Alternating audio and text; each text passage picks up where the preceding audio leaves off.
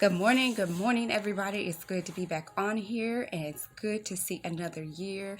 God is so good. If you are on this video, God is so good because that means you have breath in your body. You have another day. We made it into another year, 2022. God, you are so good, and I thank you for that, Heavenly Father.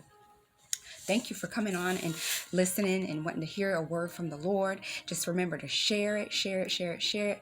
Anytime the Lord sends a word, I've got to get on here and I want to share it, pass it on to you all so that you all can pass it on to others that may need to hear a word from the Lord as well. Okay, so, starting a new year, everyone always has these New Year's resolutions. It's so easy to say, I'm going to do this, I'm going to do that. But it's time that we start using our faith. Faith is a very hard thing to use. We need to start using it. It's very hard. It's just like with anything. When you work out, the more you work out, the stronger your muscles get. So we need to start using our faith muscles. It's time to start using our faith muscles. This year is a new year. Let's start focusing on using our faith muscles. Let's also focus on God. It will help you so much when you focus on God, because when you focus on Him, everything else will just fall into place. Things will come upon you and you'll know how to be at peace with it. You'll know how to handle it. You'll know how to react to it because you've got God on your side and you've been focusing on God. So if we can work on using our faith muscles, work our faith muscles, strengthen our faith, make our faith strong, that will help us through. That will help us through the hard times, because it's so hard. It's so hard to use our faith when we get down. It's so hard to use our faith when we get down. But when things are happening for us, oh, I knew it. I knew that was going to come through. No, faith is whenever we're struggling and you're just not sure what's going to happen. Your faith needs to kick in. God needs your faith to kick in, because it's impossible to please God without faith. For in Hebrews 11:1, it says, now faith is the substance of things hoped for, the evidence of things not seen. That means we need to have faith now, even though we don't see what we're wanting, even though we don't see what we're desiring. We need to have faith now. Now faith. Don't wait till we get it to start having faith. I knew God was going to come through. No, let's do it now. It says now faith. So it also says it means evidence not seen. So when you want something and your heart desires something, oh, I want a new house, I want a new car, I want a business, I want to get married. That means you're going to have to start showing some evidence. You're going to have to start showing some evidence. Just like if you want a new house, start cleaning, start packing, start cleaning your house that you have now, like it's your new house. You want a new car, start cleaning that car like it's your new car. Take care of it like it's a new car. You want a spouse, act like one. Start working on yourself. Act like a husband, act like a wife. Start working on yourself, and God will do the rest after that. Once He sees evidence, things will start to happen. Because why? You're using your faith. You're using your faith. Even though you don't see it, you know it's going to come to pass by using your evidence. That's your evidence to God. And that lets God know, okay, I see you, my child. I see you, my child. Okay, now you may be ready. Because there's so many times we say we're ready for something. We're ready for a house. We're ready for a husband or a wife. And half the time we're not ready. We're not ready like we think we are. So a lot of times we need to be by ourselves to work on ourselves so that we can be prepared for the next level that's coming in our life. We have to humble ourselves, go before God and pray, and just continue to use your faith. Because when you do that, that pleases God. And it also says in the word Habakkuk, I believe is how you say it, Habakkuk 2:2-3. Habakkuk chapter 2, 12.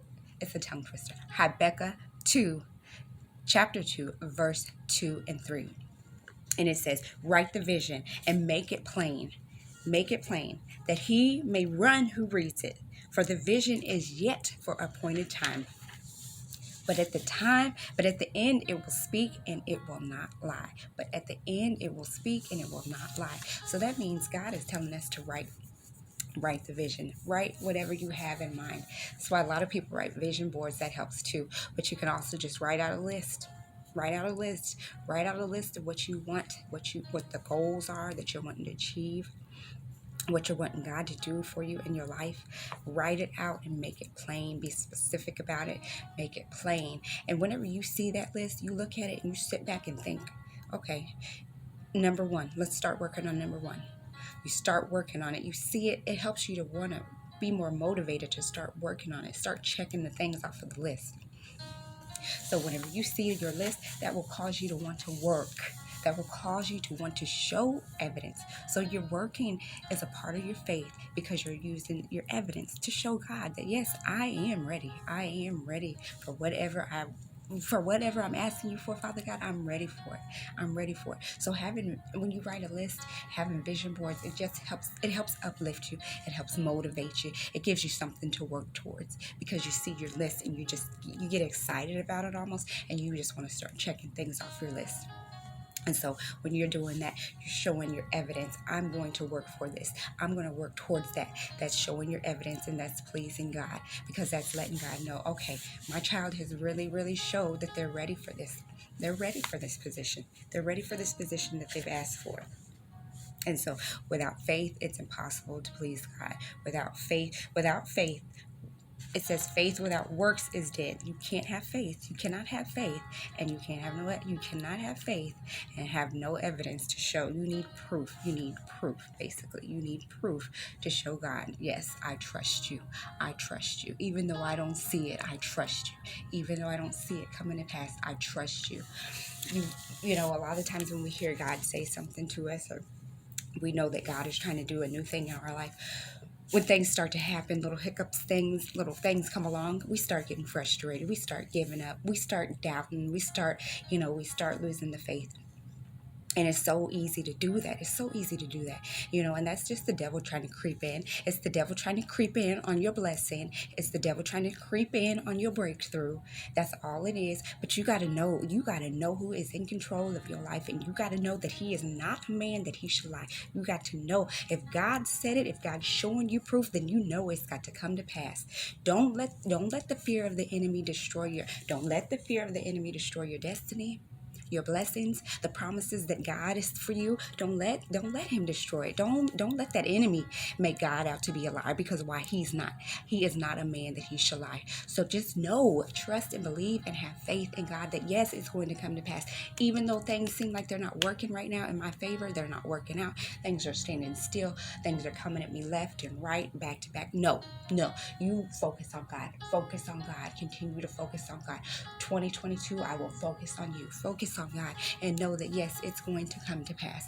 Enemy, you are a lie. That's all you know how to do is lie. You can't tell the truth. So whatever you're trying to creep into my head and my thoughts and in my heart and in my mind, it's a lie. It's a lie, because I know what God has before me, and I know he wants nothing but the best for me. There is no way that God would bring you to it and just leave you there. No, there is no way that God would bring you to it and just leave you there. God is there. He's going to get you through it.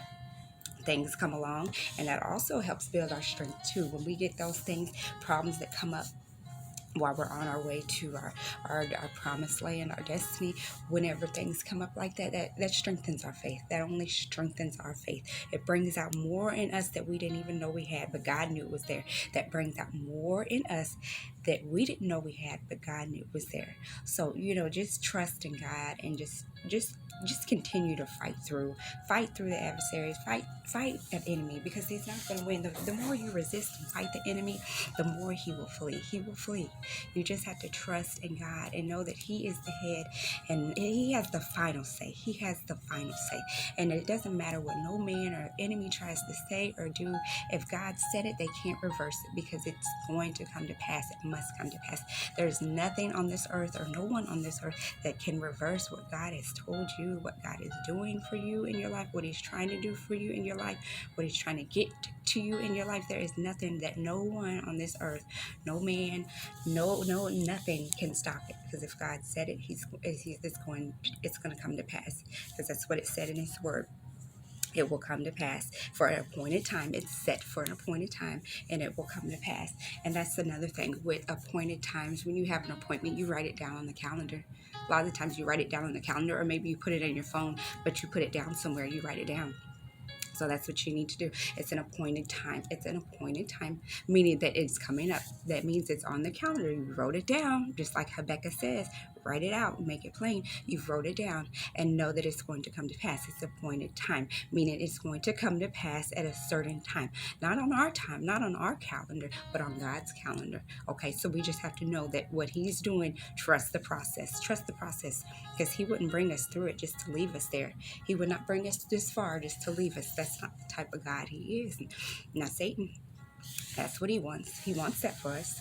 That's what he wants. He wants us to try to get on the edge of our blessing and to have our breakdown instead of our breakthrough. That's exactly what he wants. He wants us to have our breakdown instead of our breakthrough. And the devil is a lie. The devil is a lie. Just know that no, Satan, you have a back seat. You have several seats. You and your demons have several seats, because you're not going to steal my blessing. You're not taking my blessing. I'm getting back what's been stolen from me. And guess what? It's coming back sevenfold. All the things that's been on hold, it's coming back sevenfold. All the things that has been on hold is coming back sevenfold. So just trust in God and lean on Him and know that yes, my appointed time is coming. My appointed time is coming.